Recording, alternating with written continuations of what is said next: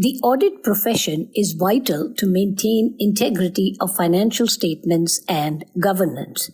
Yet, today, there are several audit failures in India, and regulatory oversight and enforcement of bad audits is at an all-time high.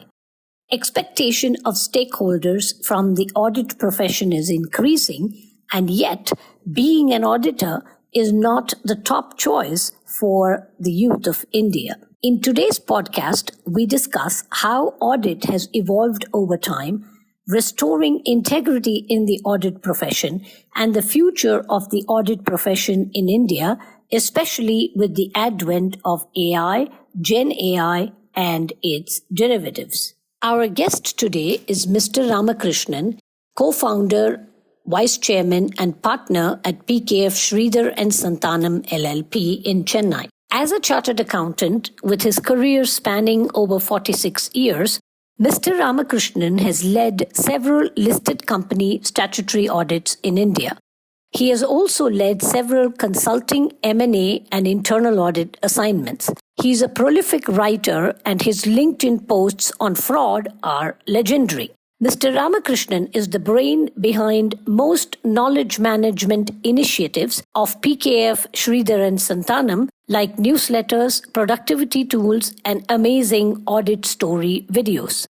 He is a member of the European Professional Standards Committee of PKF International and Internal Audit Steering Committee of PKF International. He undertakes quality reviews of other member firms of PKF International in other countries in Europe, Middle East, and Asia Pacific. Mr. Ramakrishnan was part of the subcommittee of ICAI on auditors reporting on ICFR and frauds, and was in the Audit and Assurance Standards Board of India at ICAI. A warm welcome, sir, to the Fraudopedia podcast. You've been with PKF Sridhar and Santanam and in the auditing profession for over 45 years. So thus, you've clearly seen the evolution of audit during this period. How has audit changed during this period? And has it changed for the better or for the worse?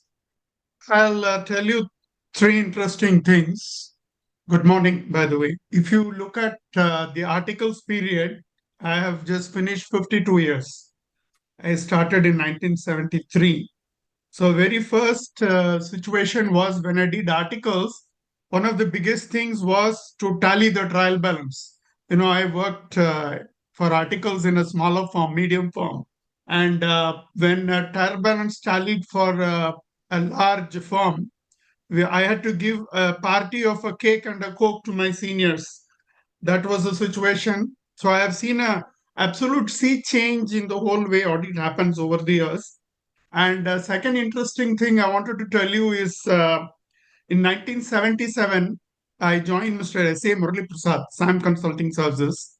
I was with him for 1 year and 3 months. And Accounting Standard 1 was partly written in our office. I used to also help him. Mr. Murali Prasad is no longer there. He passed away. He was part of the Accounting Standards Board along with Malegam and others. And I was there to view history that was happening then. Accounting Standard 1 and 2 were all, partly written in our office. And the third interesting thing I wanted to tell you, 1978 or 79, I went to Tata Tea, Kolkata. It was an auditor's NM Raijin company, and I used to assist them. And I found some employees called contists.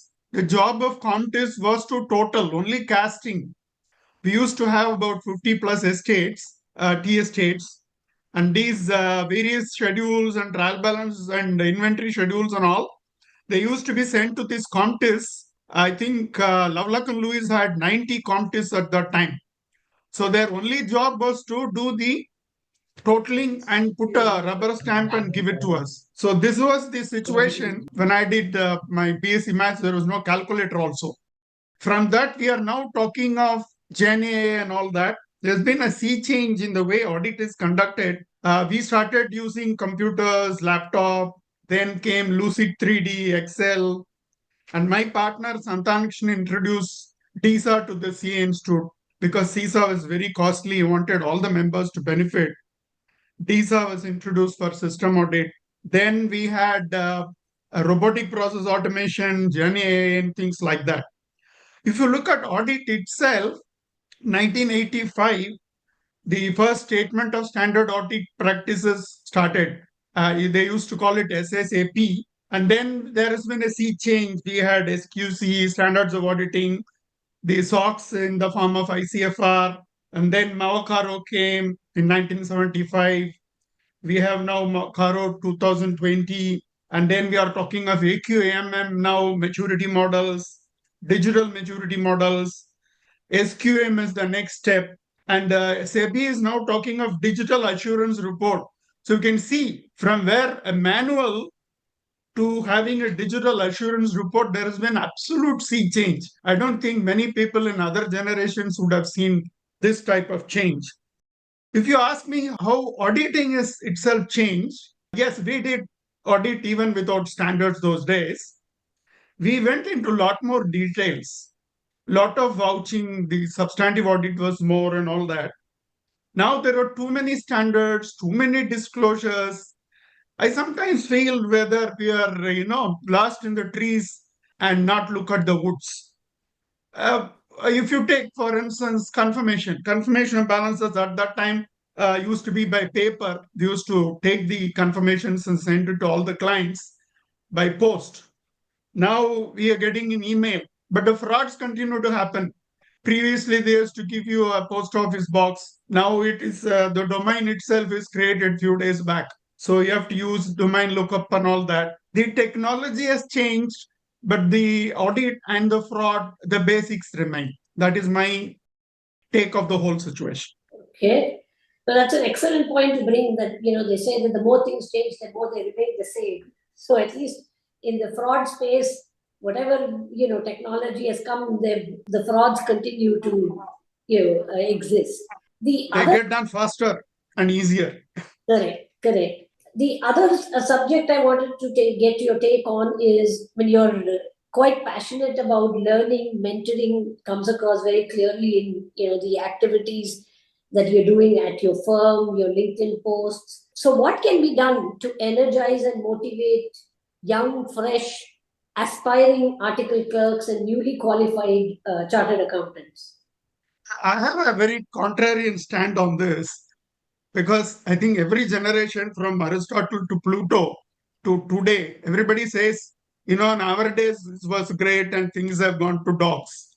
I totally do not believe in that because from the time I started my articles in 1973 to now 52 years, there is a proportion, the proportion of the great people, the Elon Musk of the world, then the medium people, and the people who will never change.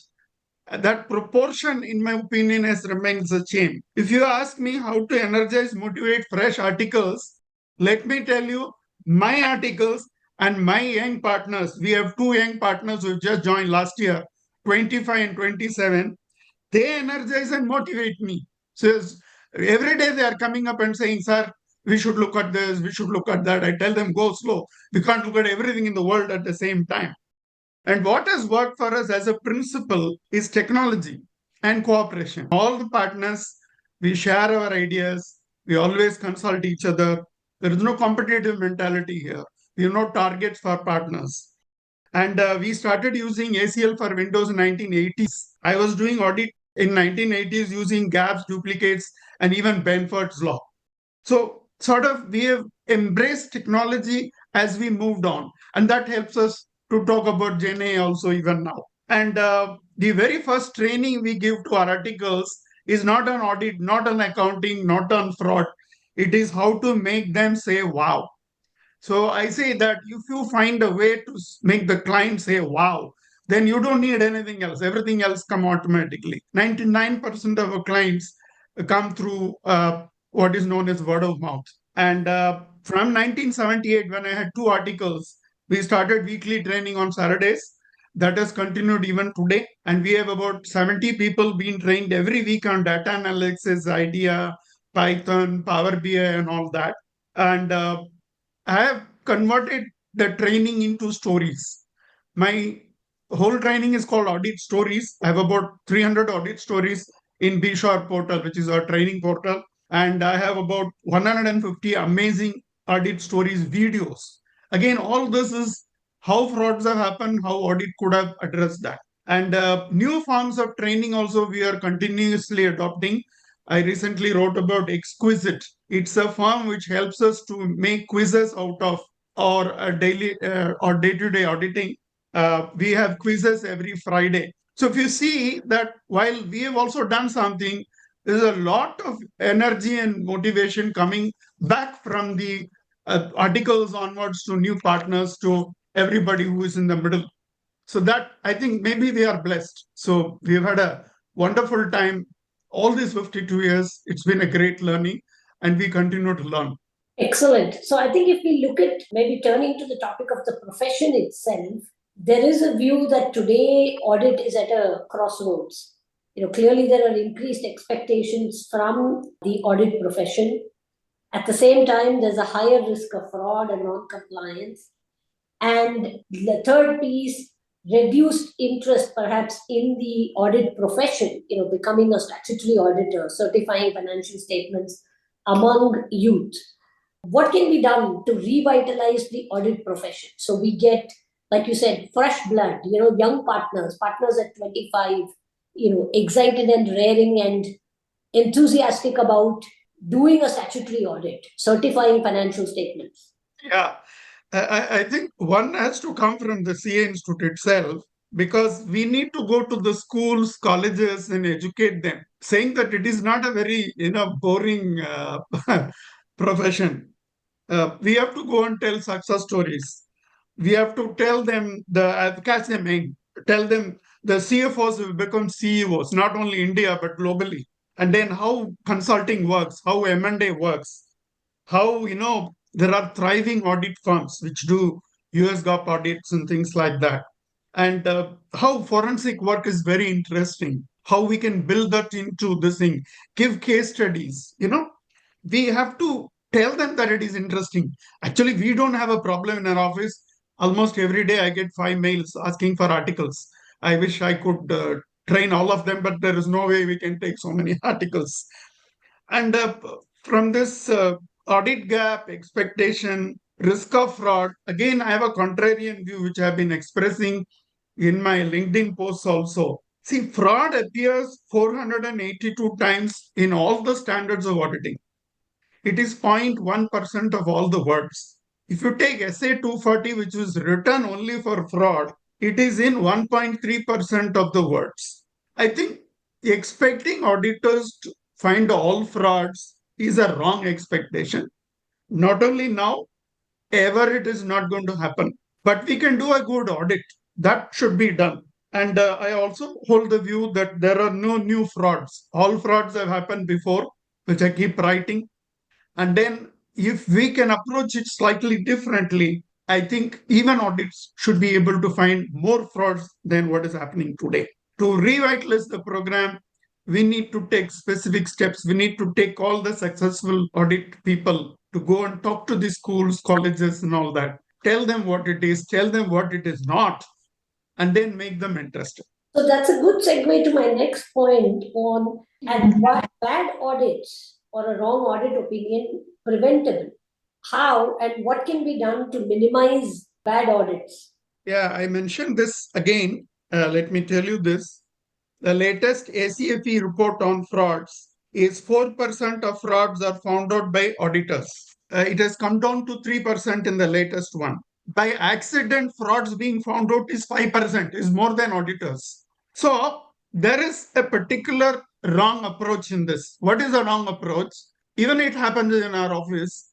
You go and ask him, what are you doing? Sir, I am trying to see whether this is right. I tell him that is wrong because if you only keep looking for what is right, then you are never going to find a fraud. So you have to always keep that thing open that we keep calling as skepticism. But unfortunately, skepticism doesn't get into their brains easily. So I tell them, I quote Lord Byron and say, forget about skepticism. Always have a suspicion in your mind, especially when something is not right. You have a sample of 10, one is going wrong. Don't just ignore it. Don't accept what the client says. So don't just look for true and fair. Also be on the lookout for untrue and unfair. And if you ask me how audit, bad opinion is going to come down, my opinion, there are two eras in auditing in this country. One is pre-NFRA, the other is post-NFRA. Now, I think my personal opinion, many may not agree with me, NFRA has been great for audit profession because it told us that whatever you had made assumptions, they are not correct. For instance, SA 600, we were having some opinions. They are coming and saying, no, that is not the way to interpret it. So we had even previously ICA reviews, peer reviews, QRB reviews, FRRB. I'm a QRB, FRRB, SEBI, all types of reviewer I've done. But the detail and the level to which NFRA has taken it is amazing. I think it is on par, if not better than PCOB or FRC and other places. If you ask me the single one thing which is going to change the whole profession, it is NFRA. And that is good for the profession. Of course, we have had very bad reports in the past because they worked on frauds first. So when you work on frauds, obviously you will have to find out what is wrong. So as they go, as they move, I think the access will get out of fraud and getting into a proper opinion, getting into a proper audit. I mean, how you can't give a EOM when you have to give a qualification, things like that. I think audit profession will certainly improve in the days to come. And we ourselves in our training, if you ask me, I think every 1 in 10 word used is NFRA. So we are using it like mothers which used to feed their children. Maybe it's right, maybe it's not wrong. Maybe it's wrong, but that is useful to us. Correct, correct. No, I agree with you. I think that the NFRA has done tremendous work, and their orders can really be used as case studies, both for teaching, learning, and not to repeat the same mistakes. Like I tell my team, you make a new mistake, don't make the same mistake. Yes, correct, correct. So the other point, I think which is critical is also teaching audit and accounting standards. And I remember when I was doing articles in '93, we used to have these Sunday tests. We had to go to the institute and write these Sunday papers just to get used to the subject and fitting all the answering the questions in 3 hours. And there used to be an exam every Sunday. But I thought the level of we learnt on our own because we had study papers and exams, question and answers from earlier exams. But I find a lot of feedback from youngsters who are studying CA now that the teaching of audit and accounting standards can be made more enjoyable and fun. Again, bring back the fun in accounting. What are your views on that? How do we make teaching audit and accounting standards, which of course there are so many accounting standards, some of them are very complex, but how do we make them more enjoyable, fun, and related to practical examples? This is something, if you take MP Vijay Kumar as a successful teacher, there are not many people who can, compare with him. So teaching is something which, comes naturally. There are some born teachers, there are some boring teachers. I can tell you I was a boring teacher because I used to take costing and OR and all that in CA inter and final. People used to come and tell me that, let's say again a proportion. 10 guys used to come and say, sir, you are giving really tough questions. It really is useful and interesting. But the other fellows used to say, sir, whatever you are saying is a very high level. I don't think this will be useful for the exams. I tell them, you go to the high level, then you can even aim for a rank. But that was a different thing. So making teaching enjoyable, I always quote Noel Coward. He said, work should be more fun than fun. That is the mantra we have used for our training.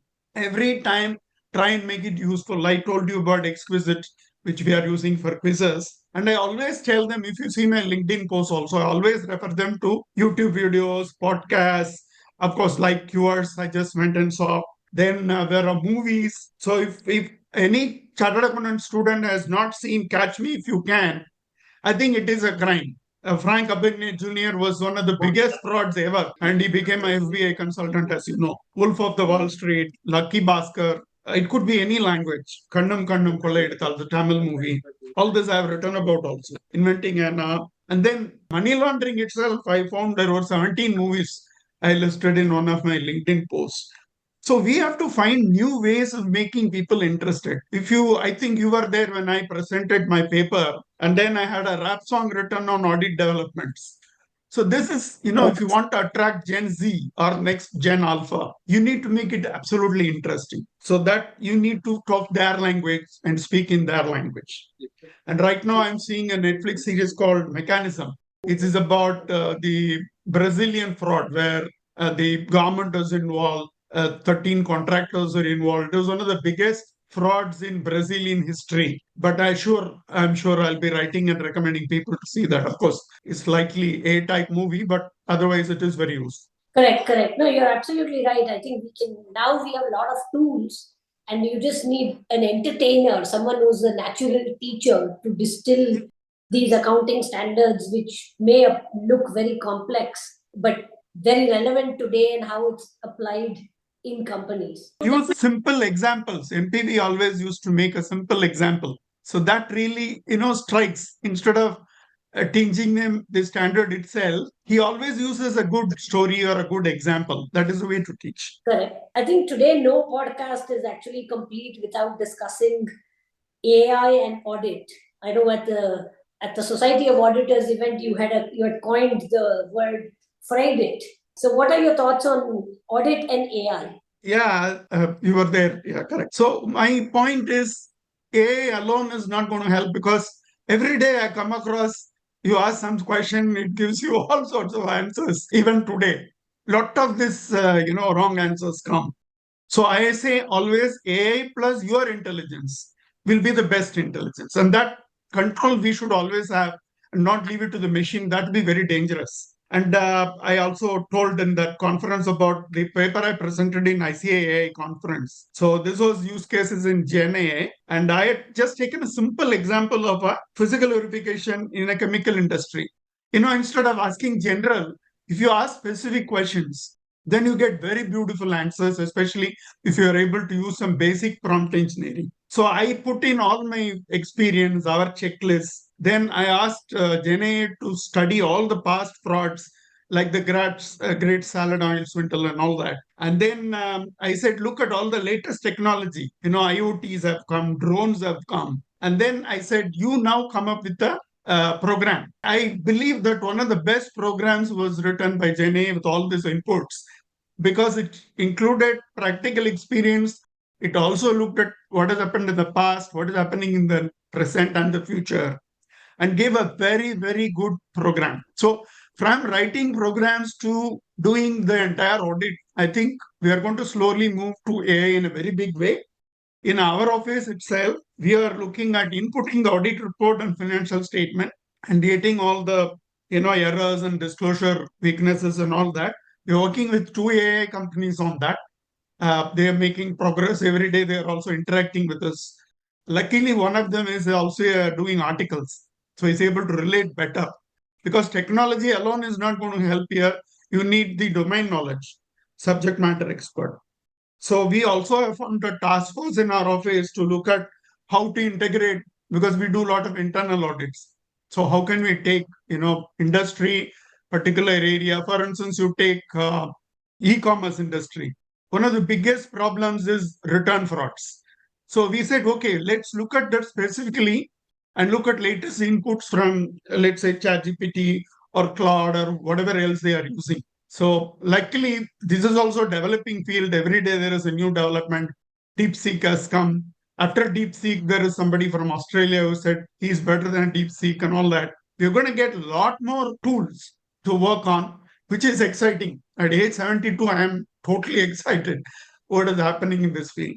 Excellent. I mean, I think your energy and enthusiasm is infectious. And I must say that I have actually met very few 72-year-olds who can even speak the AI lingo, but you're up to date on the latest AI tools. So that is, very inspirational.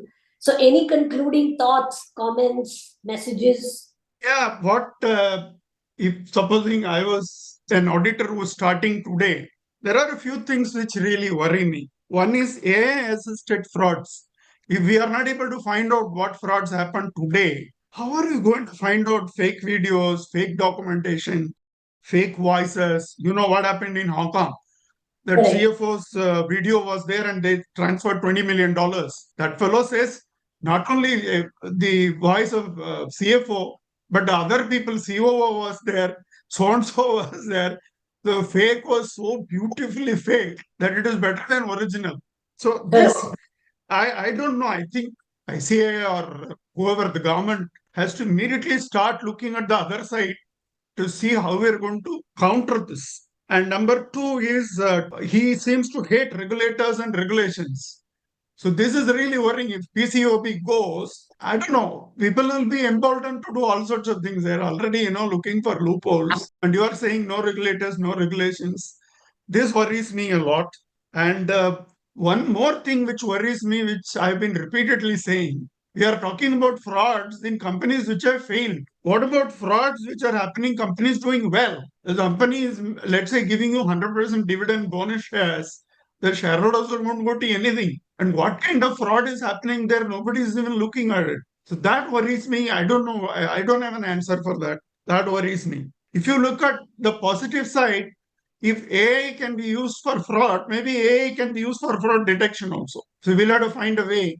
Like everything that they do, we are able to counter with something. So we become the CAR, FBA, or CAD from our side. And AI agents are going to be a big thing. Everybody says that. And almost every day there is news on AI agents. I, for one, am very optimistic that every time something happens, something counter also happens. In my opinion, exciting times are ahead. And I would welcome our young professionals to take more interest and study well and be prepared for the future and always look at everything with a little bit of suspicion. Joe was a actor and lawyer and one of the smartest people. He used to say about audit, if there is a voucher which says halwa was fed to all elephants, halwa was fed to elephants, the auditor will ask for purchase order, GRN, three-way matching, and approval, invoice, and accounting. So I used to laugh, saying that the question to ask is why feed halwa to elephants? We seem to be missing that. That is where the problem lies. If we can make people to think, things will be different.